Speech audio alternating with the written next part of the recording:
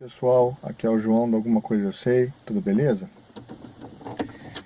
Pessoal, desculpem o barulho do carro aqui que eu vou dar uma saída aqui do local. É difícil gravar vídeo nessa cidade, cara. Ô, gente fuxiqueira. Onde você vai tem nego curioso, né? Pessoal, é o seguinte, eu quero tratar nesse vídeo aqui sobre um assunto que incomoda assim muita gente, né? Eu quero falar aqui do criacionismo científico, né, versus o evolucionismo, o darwinismo, né? E também colocar aqui alguns desafios aos ateus. Mas antes de eu começar com o tema aqui do criacionismo científico, que é uma ala científica, tá? Eu não estou falando do criacionismo bíblico, estou falando do criacionismo científico. Qual que é a diferença? A diferença é que o criacionismo científico, ele não visa provar a Bíblia, ele não visa os argumentos religiosos. Porém, quanto mais você compreende o criacionismo científico, que é uma ala da ciência, né, mais você vê que ele bate com a proposta do criacionismo bíblico. Esse é o ponto. E o maior defensor do criacionismo científico que eu conheço, o cara é fera, é o Adalto Lourenço. Eu vou até deixar aqui alguns vídeos, né, de uma palestra dele excelente, uma palestra de 4 partes, da qual ele vai discorrer sobre o assunto, né. Tem várias palestras dele, assim, espetaculares, mas essa aqui eu vou deixar essas 4 partes, são 4 partes até que longas, né, quase 2 horas cada uma. E ele trata com profundidade o assunto, né? Bom, mas vamos lá. Antes de eu entrar nessa questão, eu quero falar para vocês, eu quero deixar aqui alguns desafios, né, aos ateus. Eu quero deixar alguns desafios aqui aos ateus. E esses desafios seriam o seguinte: se os ateus conseguirem me responder o que eu vou dizer aqui, eu fico quieto, tá bom? Então me respondam essas 3 perguntas. Se Deus não existe, tá? Como é que vocês me explicam o primeiro ser humano ter falado? Como que o primeiro ser humano falou? Como? Porque eu vou usar agora a ciência contra a própria ciência. Já existem comprovações científicas de que o ser humano, para ter aprendido a falar, necessariamente ele tem que ter sido ensinado a falar até os 7 anos de idade. Se passar dessa idade, o ser humano não aprendeu a falar, ele nunca mais vai desenvolver a capacidade de falar, tá? Então, necessariamente, algum adulto, alguém tem que ensinar o ser humano a falar. Se Deus não existe, tá? E se a proposta correta é o evolucionismo, né, de Darwin, como é que vocês me explicam o primeiro ser humano ter aprendido a falar? Então, a primeira pergunta que eu deixo no ar para os ateus é essa indagação aqui, tá? Outro ponto. Se a proposta evolucionista está correta, tá? Ixi, o vídeo está ficando ruim aqui, né? Eu vou tentar num lugar mais claro. Se a proposta de Darwin está correta, como é que vocês me explicam? O fato do... como eu posso dizer? O primeiro mamífero, né? Ele mamou em quem? O primeiro mamífero mamou em quem? Me respondam essa pergunta. Vocês vão ver que vocês não vão encontrar a resposta para isso, né? A outra questão, e essa aqui acho que é que dá um checkmate final aí nas narrativas do evolucionismo, é o seguinte: pessoal, a gente sabe que existem 4 forças que governam o universo, 4 forças que regem o universo, tá? E essas 4 forças, elas são plenamente conhecidas, né? Quais são? A gravidade, né? O eletromagnetismo, a nuclear forte e a força nuclear fraca. Essas 4 forças físicas, elas explicam todo o universo, elas regem todo o universo, né? Então, tudo que acontece no universo tem que ser, pelo menos sob a luz da ciência, explicado por essas 4 forças. Beleza. Agora eu pergunto para vocês, eu pergunto para vocês o seguinte: se tudo tem que ser explicado por essas quatro forças, qual dessas quatro forças explicam uma poesia? Essa é a pergunta que eu deixo no ar. Qual dessas quatro forças explica uma poesia? O que eu estou querendo dizer com isso? Qual dessas quatro forças explica a capacidade do ser humano estar consciente em si mesmo de que ele é um ser que existe? Qual dessas quatro forças explica a capacidade do ser humano de raciocinar? Você entendeu? De ter a força criativa do pensamento. Então, eu gostaria que os ateus me explicassem. Essas são as três indagações que eu deixo a princípio. E, dando sequência então no vídeo, outra coisa, aquela outra pergunta, né? Quem surgiu primeiro, o ovo ou a galinha? Hoje, já se sabe, a partir de publicações científicas de 2010 para cá, que é a galinha que surgiu primeiro. Por quê? Porque no ovo, a casca do ovo, ela por si só, ela não consegue se aglutinar sozinha. O que permite que ela fique perfeitamente aglutinada é uma proteína chamada OC7, se eu não me engano. A abreviação é OC7, né? E essa proteína por si só, ela não é produzida no ovo, ela é a galinha, o organismo da galinha que produz isso. Então, a partir disso, os cientistas descobriram que que a galinha surgiu primeiro que o ovo, tá? A galinha surgiu primeiro que o ovo. Então, só nessa você já põe assim a questão, né? Ué, então, como é que a galinha veio à existência, né? Então, mais uma pergunta para os ateus, né? Eu tinha falado que ia ser 3, tô colocando uma a mais. Tá. Agora vamos então entrar assim com mais objetividade no assunto do evolucionismo, né? Versus o criacionismo científico. Pessoal, primeiro de tudo, não existe macroevolução. Não existe evolução de uma espécie para outra. Ponto. Não existe. O que existe é variação da espécie. Marquem isso. Variação entre as espécies, isso existe. Mas evolução de uma espécie nova para outra espécie, isso não existe. Por quê? Porque a origem da vida está atrelada à origem da informação genética, da informação genética codificada. A origem da vida está atrelada à informação genética, à origem da informação genética. E a informação por si só advém de fonte inteligente. Isso é isso é cabal, cara, é cabal. Então, você não, para que houvessem evoluções do jeito da proposta evolucionismo, darwinista, você teria que necessariamente ter nova informação sendo gerada na genética do tal ser. E você não tem, você tem perda de informação, você não tem acréscimo de informação. Quando você vê mutações, variações entre as espécies, etc. Né? E aí, para explicar isso, os cientistas eles dizem que não, na verdade a informação nova, que permite com que uma espécie se evolua para outra, advém de mutações benéficas. Mas não existe mutações benéficas. Toda mutação faz com que o ser perda, ele vai perder. Ele vai perder informação. Então, quando você estuda a genética, você sabe disso, cara. Então, não é conciliável. Outra coisa, a segunda lei da termodinâmica já desfaz o evolucionismo. A segunda lei da termodinâmica é a entropia.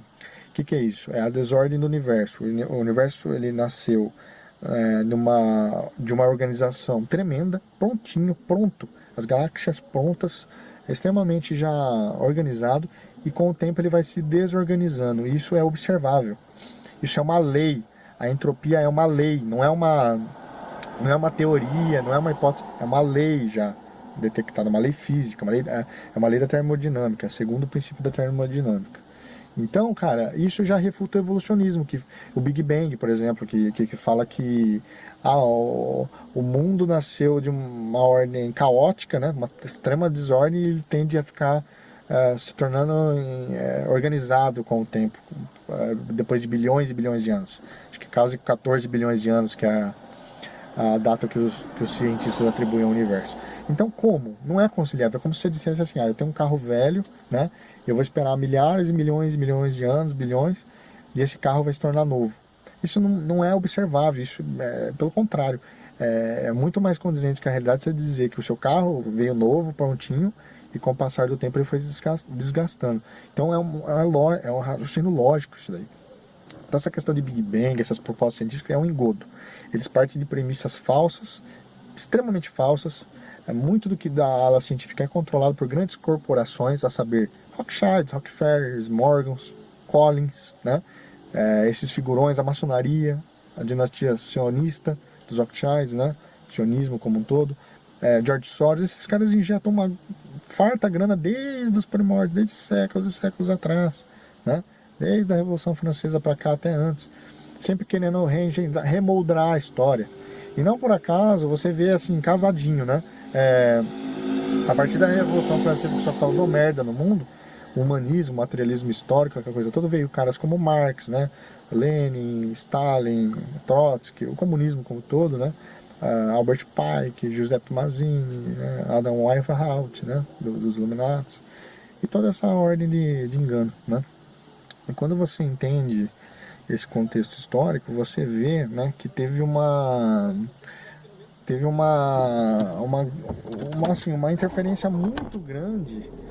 interferência muito grande, e notória, né, no meio do viés acadêmico, no meio do viés científico, né, que sempre tem certa, lógico, não estou querendo pôr em xeque toda a ciência, lógico que tem muita coisa que procede, claro, mas eu estou falando de algumas coisas que não procedem, entre elas o evolucionismo darwinista, tá? Porque não existe evolução de espécie para espécie. Isso é outra coisa. Que mais? A Terra também não é tão antiga quando eles estão querendo fazer você acreditar. As datações radiométricas, elas são falhas, tá? A datação de radiocarbono, ela precisa até 6.000 anos de idade. E aí, inclusive entre o meio científico eles falam que não é impossível existir amostras, né, de carbono 14, que é com base no carbono 14 que se faz a datação radiométrica do carbono 12 e o 14, né, as proporções. Existem outros métodos de datação, né, o potássio argônio, não vou lembrar todos de cabeça agora, mas as datações mais novas eles se baseiam no método carbono 14, mas as mais distantes, mais antigas, de bilhões de anos que eles acusam, eles usam outros métodos, né? Então, partindo dessa premissa, eles dizem que é impossível você encontrar carbono 14 e, por exemplo, fósseis de dinossauro, né? Por quê? Porque eles teriam milhões e milhões de anos, e o carbono 14, pela própria explicação científica, ele é no máximo detectável numa amostra de 62.000 anos, se não me falha a memória. Então eles nem partem para fazer pesquisas se existem vestígios de carbono 14 naquilo que eles já consideram que tem milhões de anos. Por exemplo, se acham um fóssil de um dinossauro, eles nem vão fazer pesquisa radiométrica com base na datação de carbono 14, porque eles falam, não vai existir. Tem milhões de anos, então acima de 60.000 anos não é para existir vestígios de carbono 14. A questão é que os criacionistas, eles não partem desse princípio. Eles partem do princípio que o mundo foi criado por Deus, o mundo não é tão antigo assim, a Terra não é tão antiga que nem estão querendo que a gente acredite, né?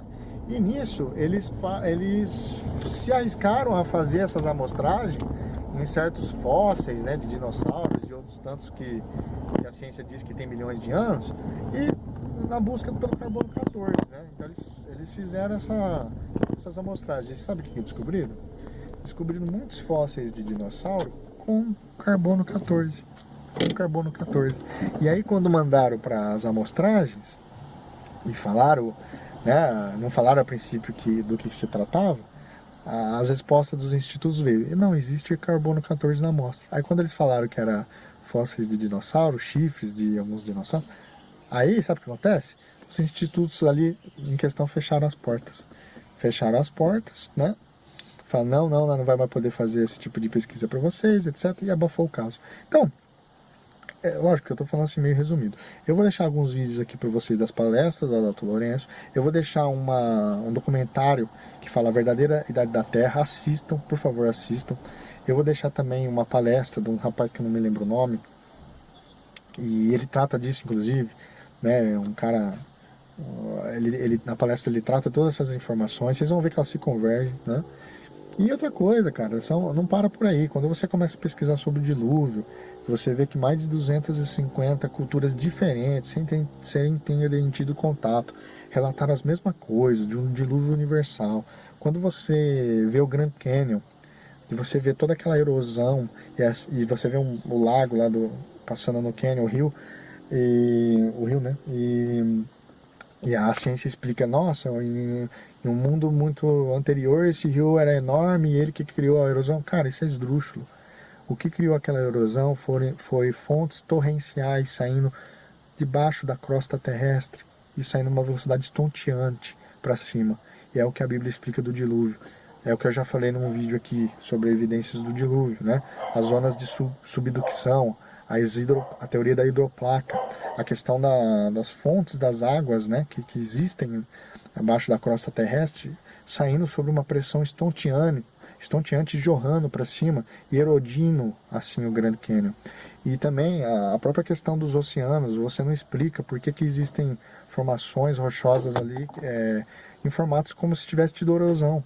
Não tem velocidade de percolação da água, o fluxo da água necessário, a vazão necessária para criar aquela erosão dentro dos mares. Então isso a ciência não explica. Outra coisa, vários tipos de achados fósseis, né? Peixes fossilizados junto com vários animais, junto com dinossauros, junto com... Peixe fossilizado, pessoal, peixe fossilizado, o peixe morre, ele boia, ou ele vai parar na terra, ele é degradado, ele se degrada rápido. Tá? Então não existe. O que explica isso, esses fósseis? O que explica isso é uma súbita inundação, água e lama, súbita inundação, né? Criando as estratificações, né? As camadas de estratificações do solo. É isso que explica os fósseis. Uma súbita morte com muita água e muita lama. Então os dinossauros, por exemplo, eles não morreram, né, do jeito que conta, com um grande meteoro que caiu, um grande asteroide. Não, foi o dilúvio que matou os dinossauros. A criação não é tão antiga quanto eles estão querendo fazer parecer. E existem evidências que corroboram com isso. Tá? E outra coisa, tem muita coisa para falar, pessoal, mas assistam os vídeos que eu vou deixar aqui na descrição. Eles são longos, mas são importantes. Assistam. Não saiam falando besteira antes de assistir. Assistam. Mas assim, qual que é a verdadeira idade da Terra, então? Existem quatro grandes opções, assim, eu vejo. Ou a Terra tem mesmo 6.000 anos, do jeito que a Bíblia dá a entender. Se você fizer a somatória das genealogias, sabe aquelas passagens bíblicas que mostram, fulano viveu tantos anos e gerou fulano, e viveu mais tantos anos e morreu. Se você fizer uma tabelinha, você vai ver que de Adão, de Sete ou Adão, até a construção do templo, deu 3.148 anos. Do templo até Cristo deu mais quase 1.000 anos, 963 anos, se eu não me engano. E aí até nós já dá 2020 anos. Então, cara, a Terra tem quase 6.130 anos, na verdade, tá? Se você levar ao pé da letra, e eu acredito que seja essa a melhor versão. Porém, há quem diga também, é uma segunda hipótese, que a Terra na verdade tem 12.000 anos, tá? Na beira de 12.000 anos e alguma coisa. Por quê? Porque aí os 6 primeiros dias da criação, lembra aquela passagem que fala que para Deus 1.000 dias é 1 ano e 1 ano é 1.000 dias? Então, cada um dos dias seria 1.000 anos. Então seria 6.000 anos, né, da criação, que seria os 6 dias da criação, e depois mais 6.000 anos que a gente tem vivido de lá para cá, de Adão para cá. Voltando na interpretação anterior, só uma questão aqui, ó. 6.130 anos a partir de Adão, mas a partir de 7, que é onde começa a contar, né, vamos falar assim, a genealogia, né, abençoada, a gente vai estar na beira de 6.000 anos. A gente está na beira de entrar no 7º milênio. Vai dar 6.000 anos, talvez agora em 2023. Inclusive eu quero fazer vídeo sobre isso com mais precisão, porque tem aspectos proféticos relacionados à volta de Cristo, relacionado com isso. Mas isso eu deixo para outro vídeo. Então, essas duas interpretações. Ou a Terra teria 6.000 e alguma coisa, 6.000 anos praticamente, ou 12.000. Terceira interpretação. Ainda assim, a Terra teria apenas 12.000 anos, porém, as genealogias bíblicas nem todas estão contadas. Algumas Deus apagou da história por algumas finalidades específicas. Então nem todas as genealogias ali estão contadas. E ali poderia, nessas não contadas, ter passado lacunas e lacunas de centenas de anos, tornando então certos relatos mais... E isso casaria inclusive com certas datações, né, que a própria ciência mostra, né, de alguns objetos recentes. Então assim, a datação radiocarbono ela precisa até 6.000 anos, até alguns milhares de anos. Passou disso já não é precisa. E essas que falam de milhões de anos, de bilhões, isso é furada. Furada, elas não batem entre si. Tem elementos que foram catalogados com um sistema de radiométrico, potássio argônio, por exemplo, constou milhões de anos, no outro sistema deu bilhões, no outro deu milhares. Discrepâncias assim, enormes. Então não é fidedigna, não é condizente com a realidade essas datações. Na maioria dos casos. Em alguns casos elas são, na maioria não. Então eu falei por enquanto 3 interpretações. A quarta interpretação, essa até casaria a narrativa bíblica com o evolucionismo. Ela casaria por quê? Porque nessa quarta interpretação, o que aconteceria? Nessa quarta interpretação é como se os verbos ali que dizem no começo de Gênesis que Deus criou a humanidade, o verbo hebraico na verdade daria a entender que poderia também ser traduzido como restaurou, como restaurou. Então como se Deus tivesse restaurado a humanidade em 6 dias, não criado em 6 dias, entendeu? Existe também essa interpretação. E aí nesse sentido, o próprio Deus teria criado o mundo, né? Aí passou eras incontáveis e depois ele restaurou, né? Em alguns dias, em 6, 7 dias a criação. Então nesse sentido, essas eras incontáveis que passou, pode ter tido milhões e milhões de anos, né? Mas que a partir de Adão para cá, aí sim a gente teria 6.000 anos. Então existe essa interpretação também, né? Me parece um pouco forçada para querer casar, né, a narrativa bíblica com o evolucionismo. Mas, dentre essas 4 explicações, eu fico mais com ou a Terra tem 6.000 anos ou tem 12.000. Minha opinião, tá? E sobre evidências do criacionismo, tem muitas evidências que refutam diretamente o criacionismo. Mas aí os cientistas eles têm que dar o braço a torcer para ir pesquisarem, né? Eles não podem se fechar, até porque, cara, eu vou dizer uma coisa, você precisa ter muito mais fé. Você precisa ter muito mais fé para criar na narrativa científica, né? De que nós viemos de uma sopa primordial, né? Balela lá, porque o homem veio do barro. E o barro ali que fala, na verdade, não é barro, é o pó da terra. E no hebraico, o pó da terra é a menor. Então o que Deus está querendo dizer ali? Que criou o homem da menor partícula existente. Qual a menor partícula existente? O átomo. E na Terra, no solo terrestre, a gente tem 60%. Aliás, no corpo humano, a gente tem 60% de todos os elementos existentes no solo terrestre, dos átomos do solo terrestre. Então, quando você vê o solo da Lua, quando você vê o solo de Marte, de outros planetas, já demonstra que não existe 60% da tabela periódica, né? Se eu não me engano, é contada no solo da Terra. Quando você vê e também bate com a constituição do ser humano. Quando você vê dos outros solos, da Lua, Marte, etc., outros planetas e astros, você vê que não tem. Então a gente não é formado do pó não poderia ser formado do pó da Lua, do pó de Marte, mas já do pó da Terra, a gente tem todos os elementos necessários que batem com a nossa própria constituição, do nosso próprio DNA, nossa própria constituição molecular. Então, quando Deus fala que criou o homem do pó da Terra, está querendo dizer que criou do átomo, os átomos da Terra. Isso casa, inclusive, com a ciência. Então, a fé e ciência não são totalmente antagônicas. As pessoas têm que entender essas pormenores.